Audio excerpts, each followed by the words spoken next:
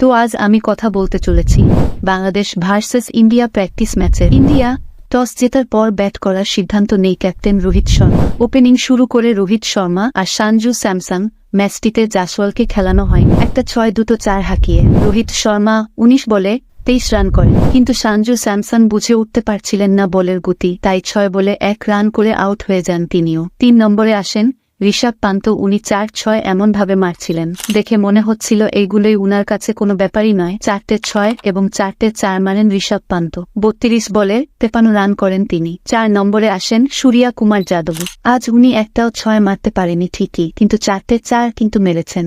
18 বলে 31 রান করেন তিনি। তারপর আসে শিবম দুবে। উনি আজ কিছু বুঝে ওঠার আগেই আউট হয়ে যান 16 বলে 14 রান করে।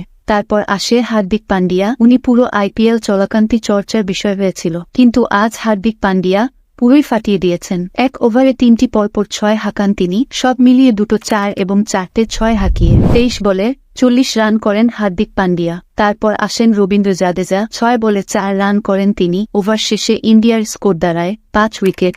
20 ওভার 182 রানের টার্গেট ছুড়ে দেন বাংলাদেশকে। বাংলাদেশের বোলিং অ্যাটাক কেমন ছিল ইন্ডিয়ার বিরুদ্ধে সেটা একটু জেনে নেওয়া যাক। মেহেদী হাসান 4 ওভারে 22টি রান দেন এবং একটি আউট নেন তিনি। শরীফুল ইসলাম 3 ওভার 5 বলে 26টি রান দিয়ে একটা আউট নেন তিনি। কিন্তু খারাপ খবর এটাই যে শরীফুল ইসলাম যে হাত দিয়ে বল করেন সেই হাতে আঘাত পেয়েছেন। জানিনা পরের ম্যাচে উনি আবার খেলতে পারবেন কিনা। সাকিব আল হাসানের 4 ওভারে 47 রান দিয়েছেন, কিন্তু পায়নি একটা উইকেট। মাহমুদুল্লাহ 2 ওভার 16টি রান এবং একটা উইকেট। সৌম্য সরকার 1 ওভারে 11টি রান দিয়ে 0 উইকেট।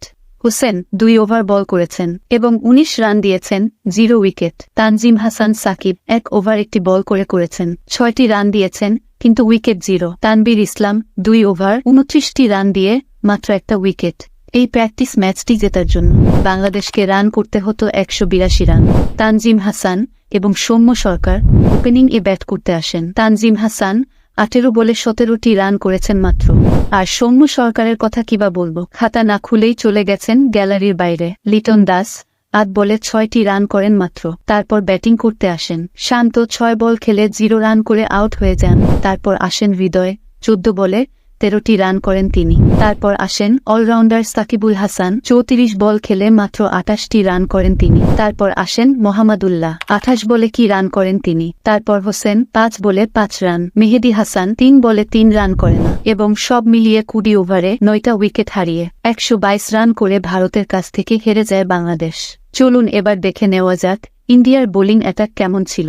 আশদীপ সিং তিনি ওভার বল করেন 12 রান দিয়ে 2টো উইকেট নেন তিনি। জসপ্রীত বুমরাহ 2 ওভার বল করেন 12টি রান দিয়ে একটা উইকেট নেন তিনি। মোহাম্মদ সিরাজ 3 ওভার বল করেন 17 রান দিয়ে একটা উইকেট নেন। হার্দিক পান্ডিয়া 3 ওভার বল করেন 30 রান দিয়ে একটা উইকেট নেন।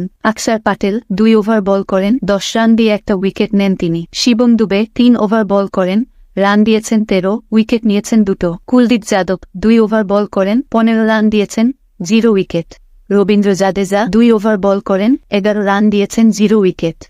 এটা একটা প্র্যাকটিস ম্যাচ ছিল, কিন্তু তবুও বাংলাদেশকে হারিয়ে ইন্ডিয়া 60 রানে জিতে যায়। তো এই দুটো টিমকে নিয়ে আপনার কি মতামত কমেন্টে জানাবেন। ভালো থাকবেন, সুস্থ থাকবেন, ক্রিকেট 03 সাথে থাকবেন।